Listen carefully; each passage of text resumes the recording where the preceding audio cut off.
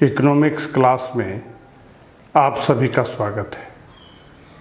Today's topic is change in quantity demanded. इसको हम लोग movement along the demand curve भी बोलते हैं। Change in quantity demanded, quantity demand में चेंज होगा, क्वांटिटी डिमांड में चेंज होगा, रीजन होगा प्राइस। अगर प्राइस के चलते डिमांड में चेंज होता है, कोई भी कमोडिटी है, अगर उस कमोडिटी के क्वांटिटी डिमांड में अगर कोई बदलाव आता है, रीजन प्राइस, प्राइस के चलते अगर किसी भी कमोडिटी के डिमांड में कोई बदलाव आता है, चेंज होता है, इंक्रीज होता है, डिक्रीज होता है और उसका अगर कारण रीजन प्राइस है तो हम उसको बोलते हैं change in quantity demand. When quantity demanded of A commodity, quantity demanded of A commodity change due to change in its price।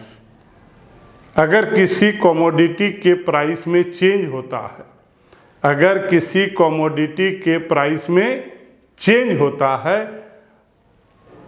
Then change in quantity demand of commodity. Price में change होने से अगर commodity के quantity demand में change होता है,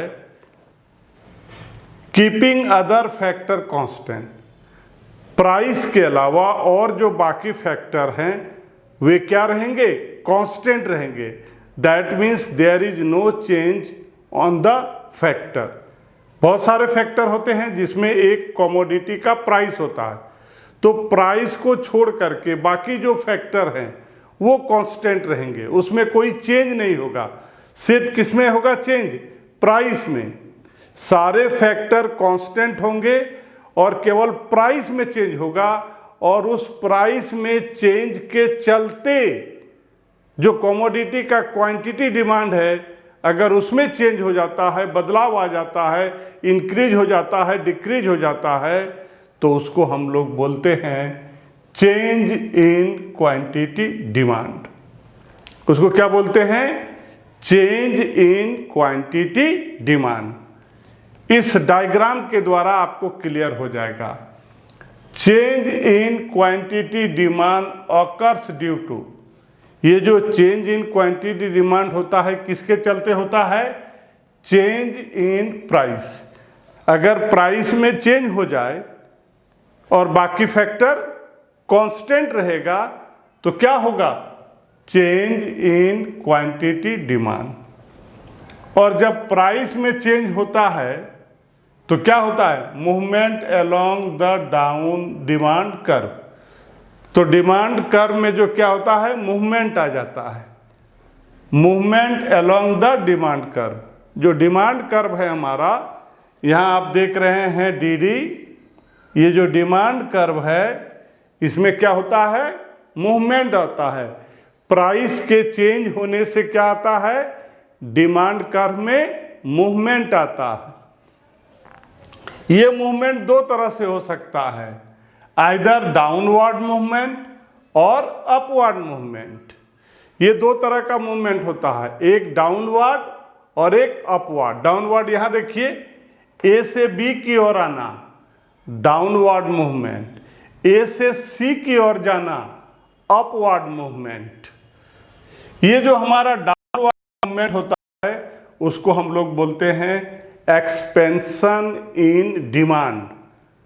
जो downward movement होता है, यहाँ पर आप देख रहे हैं ए से बी की ओर, ए से बी की ओर, डी हमारा डिमांड कर्व है और ये हमारा नॉर्मल डिमांड है।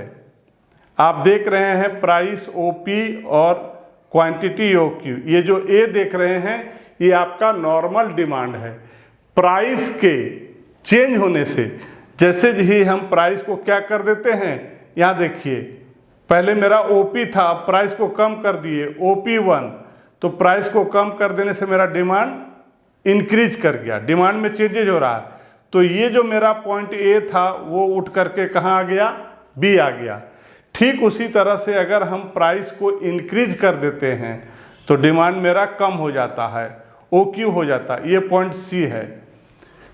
हम आपको ये बताना चाहते हैं, ये हमारा DD डिमांड कर्व है। प्राइस के चेंज होने से डिमांड में चेंज होता है।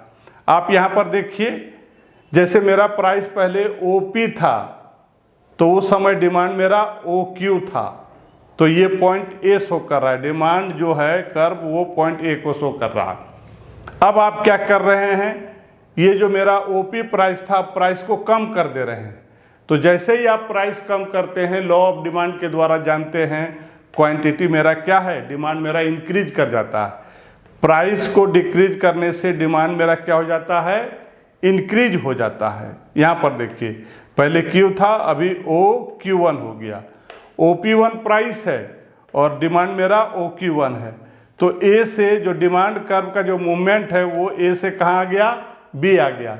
इसको हम लोग बोलते हैं expansion in demand, expansion in demand. अब हम प्राइस को राइज कर देते हैं, पहले OP था, अब कर देते हैं OP2। प्राइस को जैसे इंक्रीज करते हैं, जैसा कि आप जानते हैं लॉ ऑफ डिमांड के द्वारा, डिमांड मेरा डिक्रीज, जब हाई होगा प्राइस तो डिमांड लो होगा। अब ये OQ हो गया, ये पॉइंट सी है, डिमांड कर्व को टच कहाँ करता है, सी पर। तो अब आप यहाँ देख रहे हैं ए से सी की ओर, ये जो मूवमेंट डिमांड का ए से सी की ओर है, इसको हम लोग बोलते हैं कॉन्ट्रैक्शन। डाउनवर्ड मूवमेंट में एक्सपेंशन होता है और अपवर्ड मूवमेंट में कॉन्ट्रैक्शन होता है। Expansion in demand. Here is a graph. DD is the demand curve. X-axis shows quantity demanded and Y-axis show price in rupees. When the price is OP, then quantity demand is OQ. When the price is OP1, that means reduce in the price, जब price को हम कम कर देते हैं, then क्या होता है, हमारा जो क्वांटिटी डिमांड है वो OQ हो जाता है, इंक्रीज हो जाता है। तो पहले जो हमारा ये डिमांड कर्व था, जब हमारा प्राइस OP हुआ करता था, quantity OQ, then on demand curve shows point A, and when the price reduce, जैसे हमने प्राइस को रिड्यूस कर दिया, then demand curve shift from point A to point B, that means there is movement of downward, there is movement of downward at what time, when the price is reduce of the commodity. जब हम commodity के price को reduce कर देते, जैसे ही हमने यहाँ पर कम कर दिया, तो हमारा जो क्वांटिटी डिमांड है वो क्या हो गया, इंक्रीज हो गया। Then demand curve shift from point A to point B। तो यहाँ पर जो आप मूवमेंट देख रहे हैं वो डाउनवर्ड है, एक पार्टिकुलर डिमांड कर्व में मूवमेंट हो रहा है, शिफ्टिंग नहीं हो रहा है, उसी डिमांड कर्व में मूवमेंट हो रहा है, पॉइंट A से पॉइंट B। ये जो सिचुएशन है, this is the downward movement, इसको हम लोग बोलते हैं expansion in demand. Expansion in demand refers to a rise in quantity demanded due to fall in price of commodity, other factor remains constant. ये कब होता है, जब कमोडिटी के प्राइस को डिक्रीज कर देते हैं या फॉल हो जाता है, तो नेचुरली जो है वो आपका डिमांड जो है वो इंक्रीज कर जाता है। तो इसको हम लोग बोलते हैं expansion in demand. Expansion in demand refers to rise in quantity demand. जब क्वांटिटी डिमांड में राइज हो जाता है due to fall in the price of the commodity, किसके चलते? जो कमोडिटी का प्राइस है वो फॉल कर जाता है, जिसके चलते क्वांटिटी डिमांड क्या होता है? इंक्रीज कर जाता है। तो ऐसे सिचुएशन को हम लोग बोलते हैं एक्सपेंशन इन डिमांड। इसका दो रिजल्ट है। पहला, it leads to a downward movement. Expansion in demand में जो मूवमेंट होता है वो कैसा होता है? डाउनवर्ड होता है। It leads to a downward movement along the same demand curve. ये जो हमारा डी है सेम डिमांड कर्व में, पहले पॉइंट ए में था, अभी बी हो गया। मूवमेंट कैसा हो गया? डाउनवर्ड हो गया। It leads to a downward movement along the same demand curve. Expansion in demand में जो मूवमेंट होता है वो डाउनवर्ड होता है, डाउनवर्ड मूवमेंट होता है। It is also known as extension in demand. और ये जो डाउनवर्ड मूवमेंट होता है जिसको हम लोग बोलते हैं एक्सपेंशन इन डिमांड, इसको दूसरे शब्दों में हम लोग कह सकते हैं एक्सटेंशन इन डिमांड। डिनोट करता है क्वांटिटी डिमांड में फॉल करता है due to rise in the price of quantity, price of commodity and rest factor are constant. दोनों में डिमांड को अफेक्ट करने वाले बहुत सारे फैक्टर होते हैं प्राइस के अलावा। तो यहाँ पर प्राइस को चेंज करेंगे, प्राइस के अलावा बाकी जितने भी फैक्टर हैं उसको हम कांस्टेंट रखेंगे। तो कॉन्ट्रैक्शन इन डिमांड क्या हो गया? क्वांटिटी डिमांड में फॉल करेगा, डिक्रीज करेगा due to increase in the price of the commodity. Price के बढ़ने से अगर डिमांड में डिक्रीज होता है, फॉल होता है, तो ऐसे सिचुएशन को हम लोग बोलते हैं कॉन्ट्रैक्शन इन डिमांड। और जब कॉन्ट्रैक्शन इन डिमांड होता है तो यहाँ पर जो मूवमेंट होता है, यहाँ पर जो डिमांड कर्व का मूवमेंट होता है वो अपवर्ड होता है। यहाँ पर आप देख सकते हैं ओपी इनिशियल आपका प्राइस है और ओक्यू इनिशियल क्वांटिटी है। अभी हमने क्या किया? प्राइस को इंक्रीज कर दिया। क्या किया? प्राइस को इंक्रीज कर दिया। पहले ओपी था, अभी प्राइस हो गया मेरा OP2। तो जैसे ही हम प्राइस को इंक्रीज कर देते हैं, आप यहाँ देखिए जो डिमांड मेरा OQ था अभी क्या हो गया? OQ2, डिमांड डिक्रीज हो गया। तो यहाँ पर जब मेरा इनिशियल जो डिमांड कर्व में जो पॉइंट है वो जब मेरा प्राइस OP था, क्वांटिटी OQ था, तो डिमांड कर्व मेरा क्या शो कर रहा था? Point A। लेकिन जैसे ही मैंने प्राइस को बढ़ा दिया, जैसे ही हमने प्राइस को बढ़ा दिया तो क्वांटिटी मेरा OQ से बन गया OQ2। तो हमारा यहाँ पर जो जब दोनों पॉइंट को हम मिलाएंगे प्राइस और क्वांटिटी को, तो वो पॉइंट C पर टच करेगा डिमांड कर्व को। तो आप यहाँ पर क्या देख रहे हैं कि हमारा जो डिमांड कर्व है वो शिफ्ट कर रहा है पॉइंट A से C की ओर। और इस तरह का यहाँ शिफ्ट नहीं बोलेंगे, मूवमेंट बोलेंगे।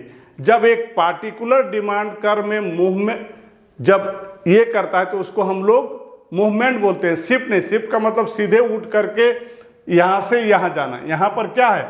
सेम डिमांड कर्व में अगर आगे पीछे हो रहा है तो इसको हम लोग मूवमेंट बोलते हैं। तो पहले जब हमारा इनिशियल प्राइस था, इनिशियल क्वांटिटी था, तब demand curve point A show कर रहा था।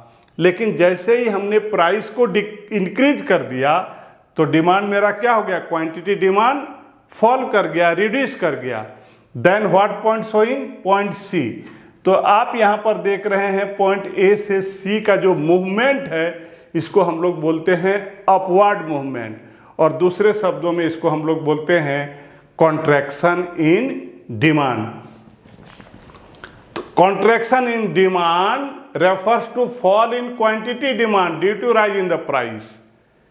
क्वांटिटी डिमांड में जब फॉल करता है और उसका रीजन है increase in the price of the commodity and other factor remains constant.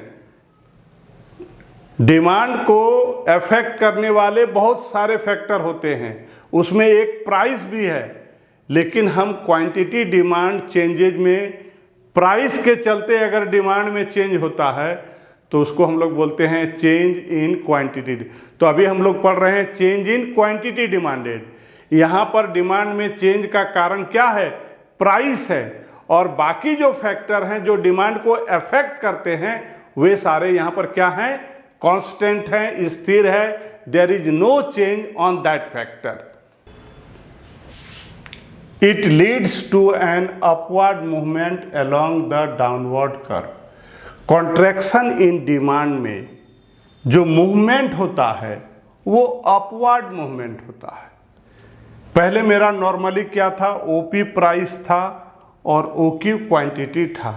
That time there is a point A on the demand curve. लेकिन जैसे ही हमने उसके प्राइस को इंक्रीज कर दिया, ओपी से OP2 कर दिया, then quantity demand will be decrease.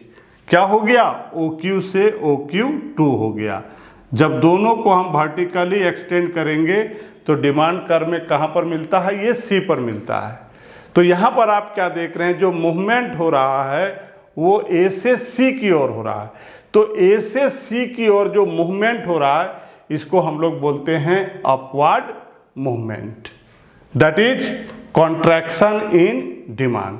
So here is two result of contraction in demand. Number one, it leads to an upward movement along the down demand curve. यहाँ पर जो movement होगा वो upward movement होगा और same demand curve में होगा। याद रखिएगा, सेम डिमांड कर्व में होगा।